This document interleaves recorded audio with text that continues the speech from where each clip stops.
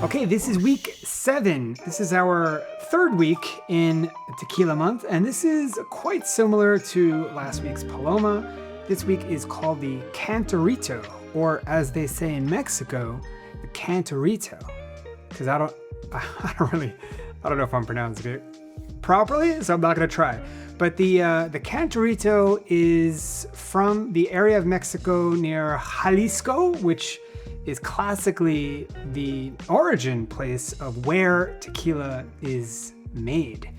And it's classically served in a clay cup or clay receptacle called the Cantarito de Barro, which I don't have, but actually if you need that in your collection, it is available on Amazon. I'll include a link below. But I'm gonna use a Moscow Mule, which serves a very similar purpose. It's copper, so like the clay, it's gonna keep the cold in and kind of has a similar style, and it's a good excuse to use the Moscow Mule because there's only one other drink that I know of that you use the Moscow Mule.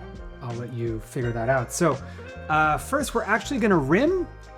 Traditionally you want to rim with salt, tagine, or chamoy, or all three. That's classically what you do. I don't have any of those, so I'm using a salt and chili pepper mix. So I'm just gonna take my lime and gently apply it to the rim. We're gonna, hey, that looks pretty good. Don't know if you can see that. That looks pretty good. We got that salt and pepper vibe, and now we're gonna add our ice.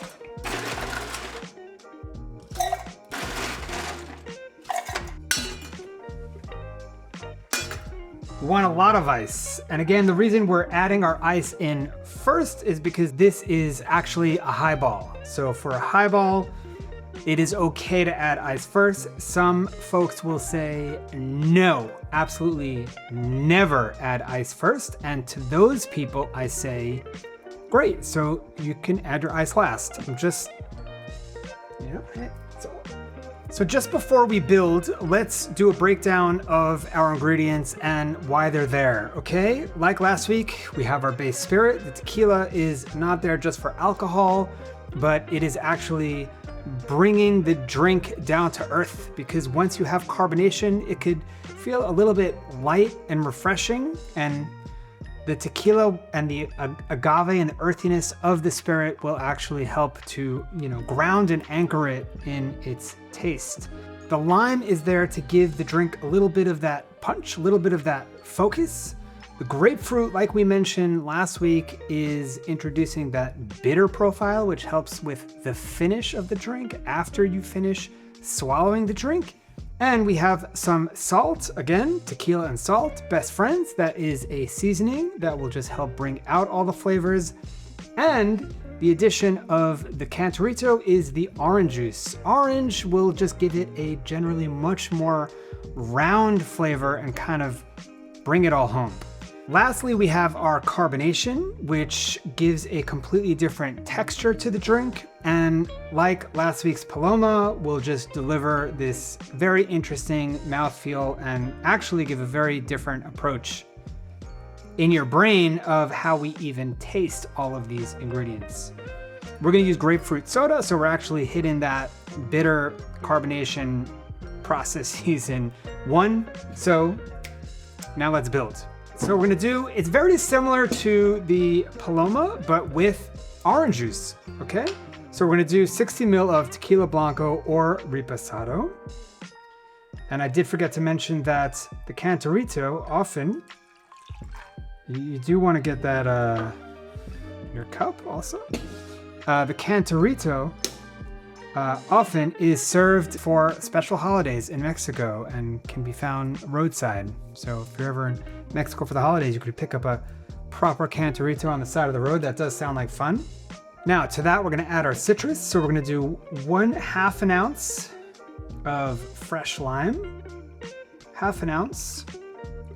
We're gonna do 1 ounce of our freshly squeezed orange juice. You're gonna do a generous pinch of salt, or in my case, I have my 20% salinity-based tincture. So I'm going to actually do 3 drops here because we don't want it just to kind of hide in the back seat. We want that salt profile to come forward a little bit. Okay, before I open and pour my grapefruit soda, I'm going to give this a little bit of a mix just to incorporate. Very loud. All right, we're not diluting here. There's a ton of ice in there. We just want to incorporate. And now we're going to open up our grapefruit soda and top it up. We're going to give this not a stir. We're just going to lift from the bottom. Even once is enough. I'm just going to do it twice. And we have Cantarito.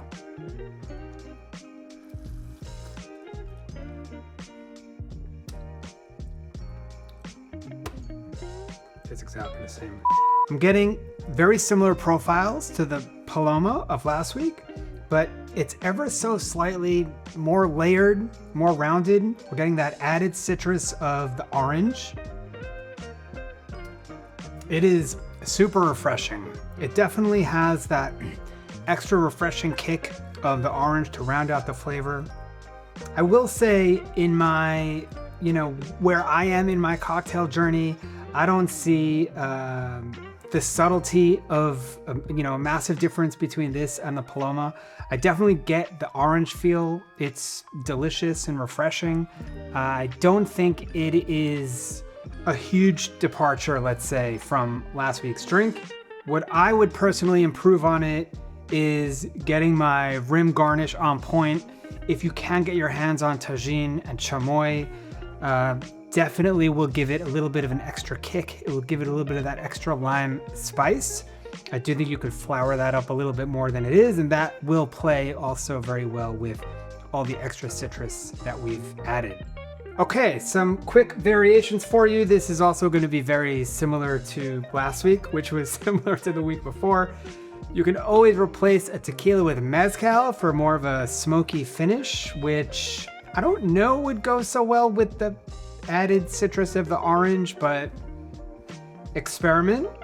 You can go beyond the traditional citrus blend and include different juices like pineapple juice or mango juice for extra sweetness. That would be interesting. Or watermelon, hey, go for it. It also says here, herbal options, some variations incorporate herbal or thyme liqueurs such as Benedictine for a more complex, savory drink. And a non-alc, you can use fresh lemon, lime, orange, grapefruit juice topped with sparkling water. I'm not really sure why it specifies that. I would say, yes, definitely you can experiment with a non-alc. I think there's more than enough here. Just take out the base spirit. Of course, you can also, add to experiment with that as well, but definitely a good use case for non-alc. All right, that is week 7 in the books, Cantarito. I really enjoy just kind of leaning into this Mexican spirit and understanding these different profiles.